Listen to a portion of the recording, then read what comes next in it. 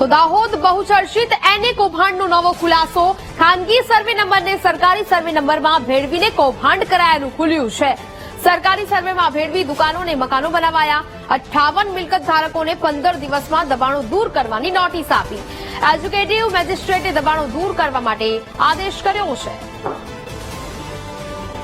સંવાદદાતા ઉત્સવ ફોનલાઈન પર જોડાયા છે।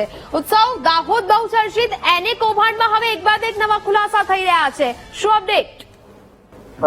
जी नेहा, જે દાહોદના જે બહુચર્ચિત જે એને કૌભાંડ જે કેસ છે તેની અંદર જે નવા ખુલાસા થવા પામ્યા છે કે સરકારી ને જે પ્રાઇવેટ જે સર્વે નંબરો છે તેને જે ભેળવીને જે સરકારી જમીન પર જે ગેરકાયદેસર રીતે જે બાંધકામ કરવામાં આવ્યું હતું ત્યારે જે એક્ઝિક્યુટિવ જે મામલેદાર છે તેમના દ્વારા જે દબાણ દૂર કરવા માટે 15 દિવસનો આદેશ આપવામાં આવ્યો છે। જો 15 દિવસની અંદર સ્વૈચ્છિક દબાણ જો દૂર ના કરાય તો તંત્ર દ્વારા દબાણ દૂર કરવામાં આવશે તેવી નોટિસ પાઠવવામાં આવી છે। જી બિલકુલ ઉત્સવ, જાણકારી બદલ આભાર।